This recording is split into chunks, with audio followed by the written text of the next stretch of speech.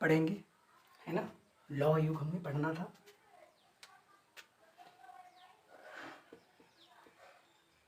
लौह युग सबसे पहले प्राचीनतम लोहे का साक्ष्य कहाँ से मिला है? तो हमारे यहाँ उत्तर प्रदेश के अतरंजी खेड़ा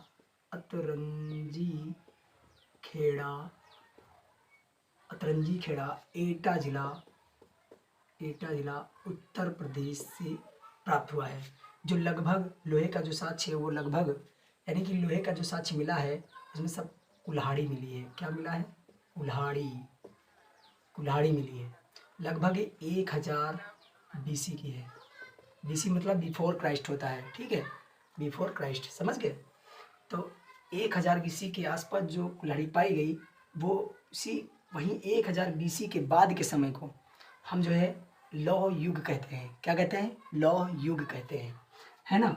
लौह युग, इस युग में चित्रित धूसर मृदभांड पाए गए। चित्रित धूसर मृदभांड पाए गए। मृदभांड मतलब मिट्टी के बर्तन। हमने पिछली कक्षा में बताया था, मिट्टी के बर्तन।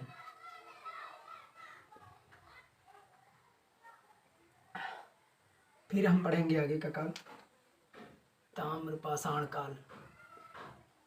ताम्र पाषाण काल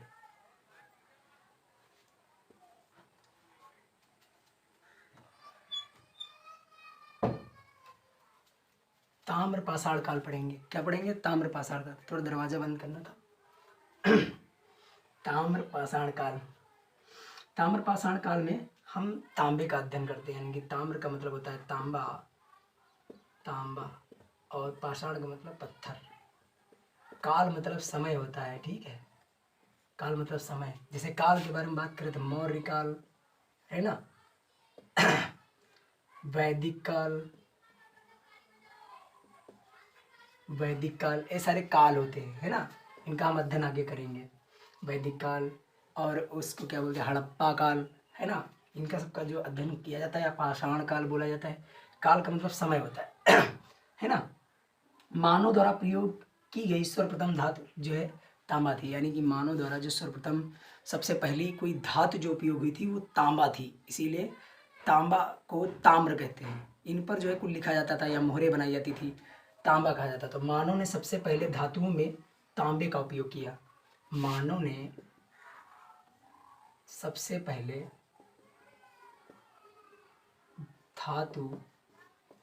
सबसे पहली धातु का उपयोग तांबे का किया। तांबा का उपयोग किया, ठीक है, तांबा का उपयोग किया।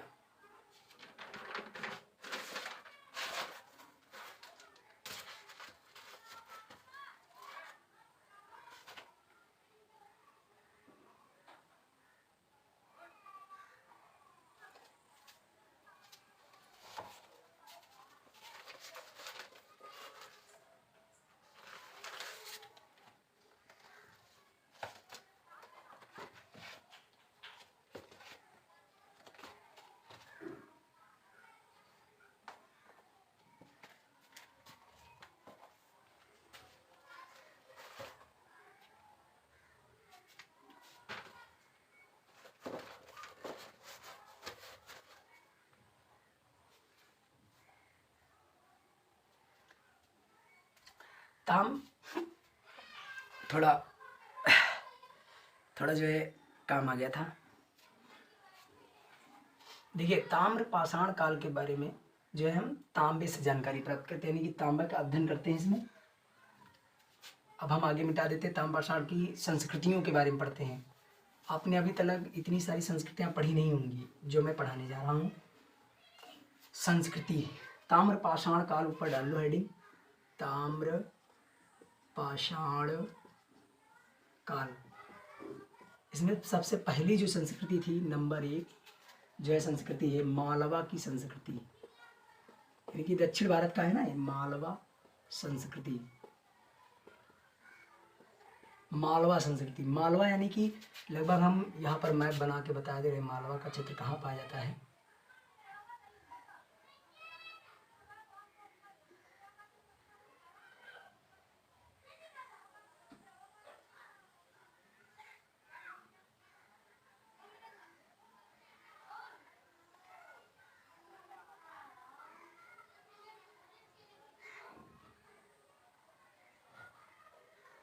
मालवा का जो पठार है इसको मालवा का क्षेत्र बोलते हैं। मालवा का पठार यानी कि यही मालवा का क्षेत्र होता है, दक्षिण भारत में पाया जाता है। यानी कि इतना ये जो भारत है दक्षिण भारत, यानी कि इसके ऊपर इस मालवा के पठार में मध्य प्रदेश क्षेत्र आता है।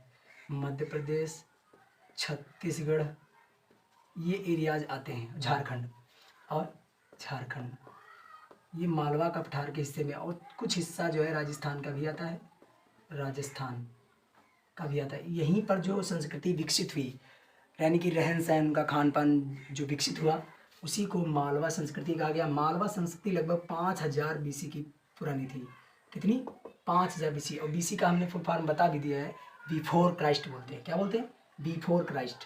ताम्रपाषाण काल का पहला जो साक्ष्य मिला, यानी कि ताम्रपाषाण काल का जो पहला साक्ष्य मिला 5000 BC का था। ताम्रपाषाण काल से संबंधित व्यापक रूप से शोध कार्य, यानी कि ताम्रपाषाण काल का व्यापक रूप से शोध कार्य जो हुआ वो पश्चिमी महाराष्ट्र में हुआ। कहाँ हुआ? व्यापक रूप से जो शोध हुआ है इस पर जो है ताम्रपाषाण काल पर जो व्यापक रूप से शोध हुआ है वो जो है पश्चिमी महाराष्ट्र में हुआ। कहाँ हुआ? पश्चिमी महाराष्ट्र में। अब पश्चिमी महाराष्ट्र यानी कि ये महाराष्ट्र का पश्चिम वाला क्षेत्र, महाराष्ट्र तो यहाँ तक फैला हुआ है, ये पश्चिम वाला यानी कि मुंबई हाई, ये सब क्षेत्र जो पड़ते हैं समुद्र के किनारे वाले क्षेत्र में है ना। आहार संस्कृति इसके बाद आती है। कौन सी संस्कृति? आहार संस्कृति। नंबर 2 आहार। ये आहार कोई खाने वाला नहीं है, ये संस्कृति है। ये कहाँ विकसित थी अभी हम तुमको बताते हैं। आहार संस्कृति ये लगभग 2800 BC से लेकर ये लगभग 2200 BC तक, 2200 BC तक जो है ये संस्कृति जो है राजस्थान यानी कि ये भी मालवा के क्षेत्र में। बानस संस्कृति भी इसको कहा जाता है। क्या कहा जाता है? बानस संस्कृति भी इसको कहा जाता है। बानस संस्कृति यानी कि आहार संस्कृति को बानस संस्कृति भी कहते हैं। संस्कृति भी कहते हैं। नहीं, हाँ, बानस संस्कृति इसको नहीं कहते हैं, सॉरी, बानस संस्कृति इसको नहीं कहते हैं। ये आहार संस्कृति जो है थोड़ा गलत हो गया है, अभी हम सही करके बता रहे हैं। इसका समय जो थोड़ा गलत लिख गया है। ये समय इसका 2100 से लेकर 1400 BC है ना। राजस्थान में तांबे का यहाँ भंडार पाया जाता है, यहाँ पर तांबे का भंडार मिला है। इससे पता चलता है कि ताम्रपाषाण काल की बात हो रही है ना। तांबे का साक्ष्य मिला। जैसे कुछ क्षेत्र हैं तंबावती, यानी कि कुछ क्षेत्र हैं राजस्थान में तांबावती, मिलुंड हाँ काहे, अरे जोन मनो तुम बनाओ।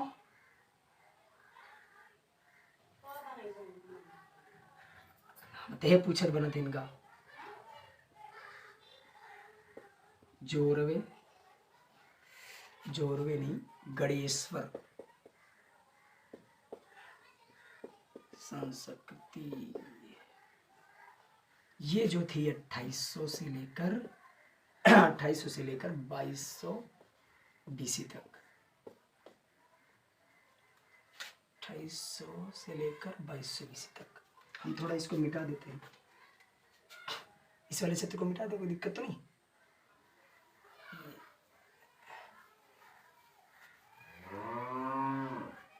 राजस्थान गणेश्वर संस्कृति में ये भी राजस्थान में विकसित हुई। राजस्थान में तांबे का भंडार, यहाँ पर तांबे का भंडार, तांबे का भंडार और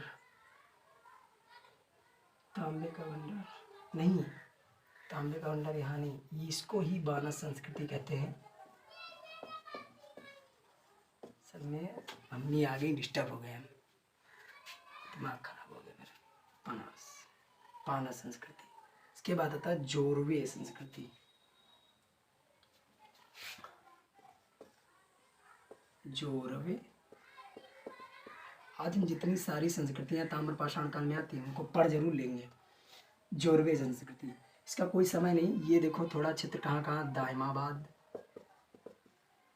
दायमाबाद, जोरवे, ये सब क्षेत्र है। जोरवे, नेवसा, नेवासा, नासिक, ये सब दक्षिण भारत के क्षेत्र में पाए जाते हैं। चंदौली, चंदौली जो है राजस्थान में मध्य प्रदेश में पाया जाता है।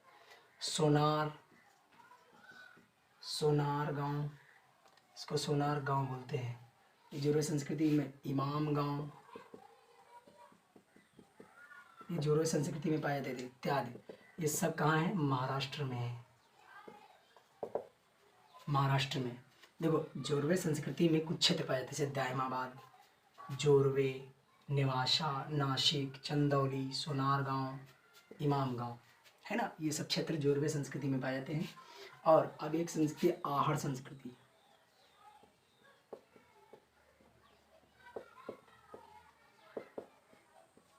आहड़ संस्कृति, आहड़ संस्कृति, यह संस्कृति हड़प्पा तक मतलब ये जो संस्कृति है, यह संस्कृति हड़प्पा सभ्यता के समकालीन थी।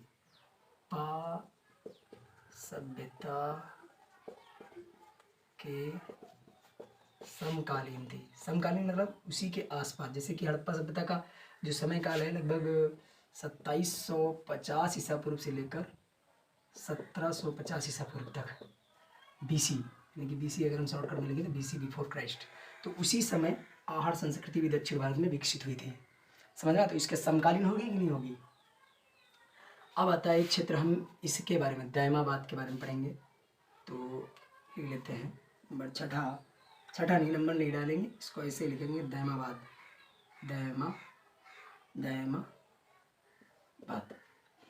दायमाबाद। दायमाबाद में क्या क्या मिला, यानी कि दायमाबाद जो क्षेत्र था ये क्या क्या मिला? ये हड़प्पा सभ्यता का एक क्षेत्र है दायमाबाद। तो ये जो आहड़ संस्कृति में था यहाँ पर रथ के साक्ष्य मिले, तांबे का साक्ष्य मिला, बस्ती मिली, मकान की किलेबंदी मिली, मकान की चारों तरफ से किलेबंदी के साक्ष्य मिले, जिसका दुर्गीकरण हुआ था, दुर्गीकरण कहते थे। ठीक है। इनाम गांव के बारे में थोड़ा लिखेंगे। इनाम गांव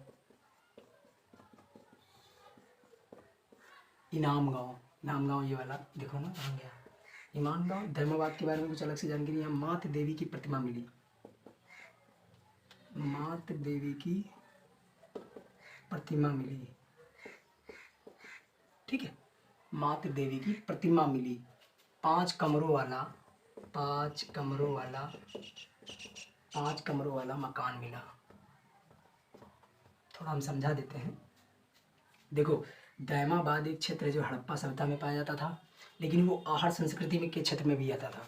इसमें रथ के साक्ष्य मिले, यानी कि मानव रथ से भी चलता था, तांबे का उपयोग करता था, छोटी छोटी बस्तियां भी थी, मकान की किलेबंदी ऐसे थी कि यानी कि बीच में जैसे मकान होगा उसके चारों तरफ बाउंड्री, इसको किलेबंदी कहते हैं।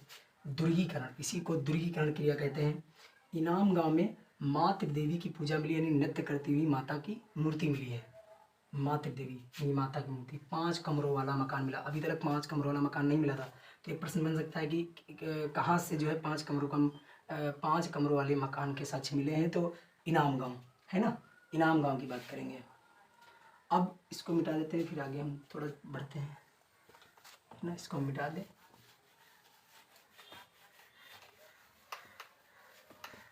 भी और है थोड़ा। कायथ, एरड़, नवधा टोली, 3 क्षेत्रों के बारे में बता रहे हैं। कायथ है ना, ये वाला इसके, कायथ और एरड़ और नवधा टोली, ये 3 क्षेत्र थे जो किसने खोजे थे? HD सांकलिया ने खोजे थे। सांकलिया एक वो साहित्यविद थे ना, है ना, साहित्यविद पुरातत्वविद थे। HD सांकलिया ने खोजा था। ये मध्य प्रदेश में तीनों पाए जाते हैं। कहाँ? MP में, शॉर्टकट में MP लिख लेते हैं। और ये कायथ संस्कृति के भाग थे। कायथ संस्कृति इनको भाग है। कौन सी संस्कृति? कायथ संस्कृति। कायथ संस्कृति में कुछ प्रमुख घाट, देखो अब हम ये संस्कृतियाँ सारी होगी ताम्रपाषाण काल में, संस्कृतियाँ सारी होगी। संस्कृति के बाद जो हमारे कुछ नदी घाटियों के नाम हैं, ये हमारे पास ही है। नदी घाटी हम पढ़ लेते हैं मेन। जिसे हमने पिछली क्लास में पढ़ा था। इधर लिख लो प्रमुख घाटी और इधर जो है क्षेत्र, कौन कौन सा क्षेत्र था। तो नदी घाटी की बात करें, सोहन नदी घाटी, सोहन घाटी, बेलन घाटी, लाइन से लिखते जाना, बानस घाटी। इनमें जो संस्कृतियां विकसित हुई या नर्मदा घाटी और कर्तिया कर कोर कोतलार कोर्तलियार घाटी, ये कौन कौन से क्षेत्र में पाए जाते हैं। ये देखो सोहन नदी घाटी जो है, सोहन नदी है वो पाकिस्तान में है। कहाँ है? पाकिस्तान में, ठीक है, उत्तर प्रदेश में। बेलन नदी घाटी उत्तर प्रदेश यानी कि यूपी। और बानस नदी घाटी ये भी जो है राजस्थान में, RS राजस्थान, RJ लिख लो शॉर्टकट में RJ। नर्मदा घाटी MP और कोलतियार घाटी जो है तमिलनाडु, ठीक है। तो ये कुछ हमने घाटियों को अलग से बता दिया है। तो हमारा आज जो है ताम्रपाषाण काल समाप्त हो चुका है। मैं नेक्स्ट वीडियो में हम आगे फिर उसी श्रृंखला के साथ पढ़ेंगे। अब इसके बाद हमारा कांस्य युग भी तो हो चुका है, लौह युग भी हमने पढ़ा दिया है। ताम्रपाषाण काल के बाद जो आगे टॉपिक होगा मैं उसको पढ़ाऊँगा, ठीक है। नमस्कार।